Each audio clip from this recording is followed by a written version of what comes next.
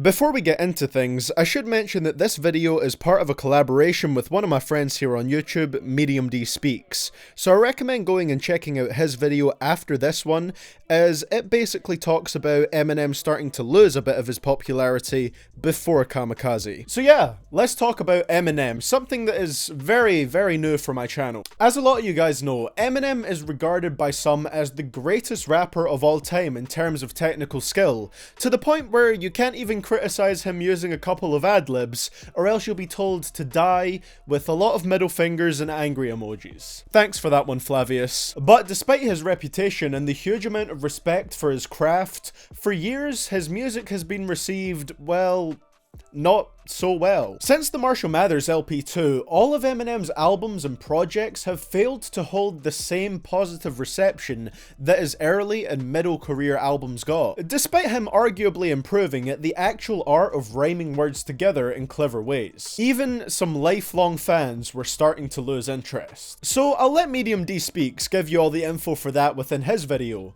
but in this video today, we're going to be focusing on the absolute firestorm that was Kamikaze. Let me explain just how to make greatness straight out the gate. I'm about to break it down. Ain't no mistakes allowed, but make no mistake. Kamikaze dropped out of nowhere, and all at once, Eminem became incredibly relevant again. YouTube blew up with videos about him, as you guys know I even made some. Every hip-hop radio show and podcast was talking about him, and Genius and XXL wrote endless articles about him. The biggest talking point that probably came from it was the beef that came out between Eminem and MGK. Everyone made videos on this subject, whether it was me, Blackie Speaks, or this slug in a suit.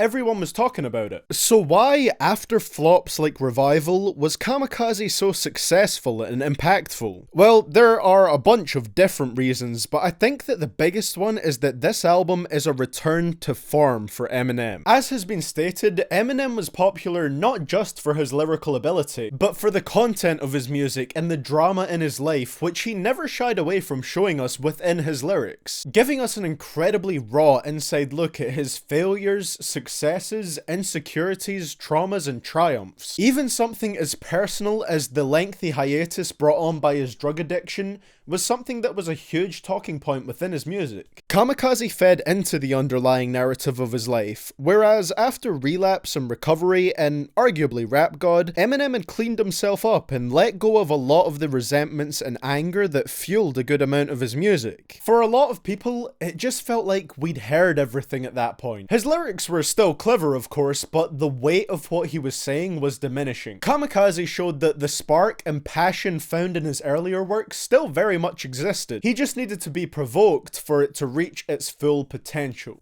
Create nothing, I see why you call yourself a bitch. It's not just cause you lack attention, it's because you worship the 12 balls. Of course, the second reason, and likely a larger part of why Kamikaze made Eminem relevant again, was the ridiculous amount of disses that appeared within the project. According to this graph that someone over on Reddit made, over 150 bars out of a total 1,000 were dedicated to disses, with a sizable percentage of them being directed at the man we mentioned previously, MGK, who had thrown some jabs at Eminem a couple times before. He provoked M, and M fired back hard on Kamikaze. You don't gotta use Tech 9 if you wanna come at me with a submachine gun. And I'm talking to you, but you already know who the fuck you are, Kelly. And there was a reason why this was so effective at creating discussions. Eminem was very well known for his disses and calling out anyone who had an issue with them, whether they were in or out of the rap game. And in the early 2000s, this sort of thing made a huge splash given Eminem's status. So pop culture reporters and talk shows ate this stuff up and loved it. By dropping so many disses in this album, which were fueled by a similar anger and a well-earned sense of pride,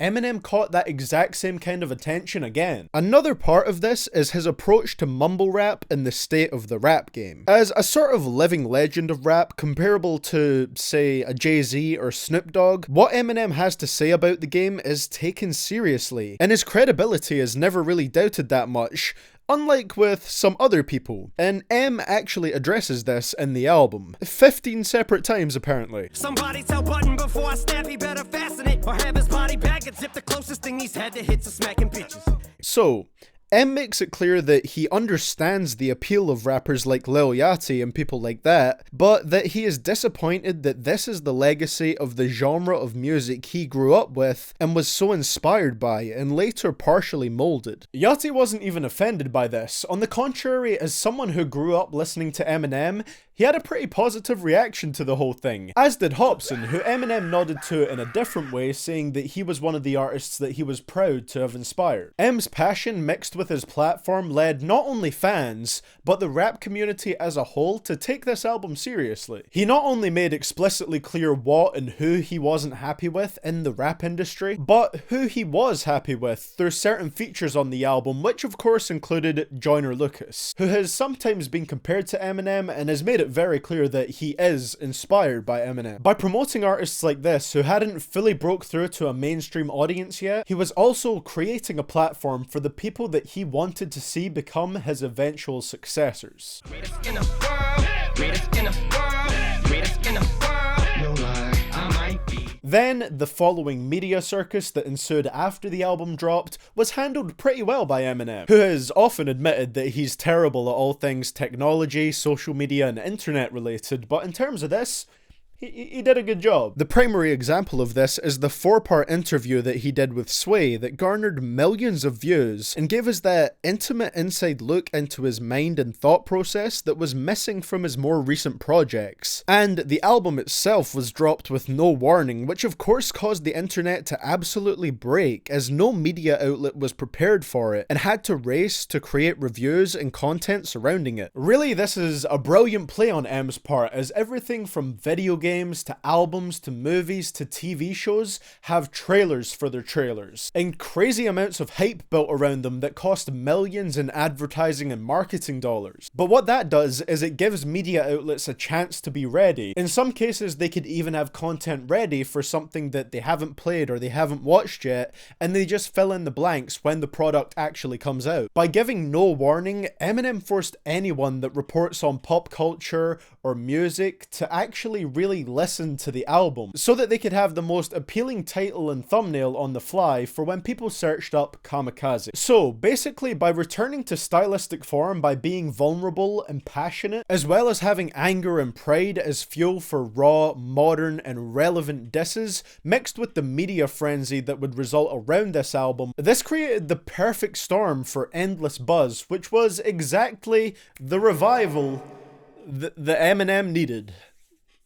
Yeah.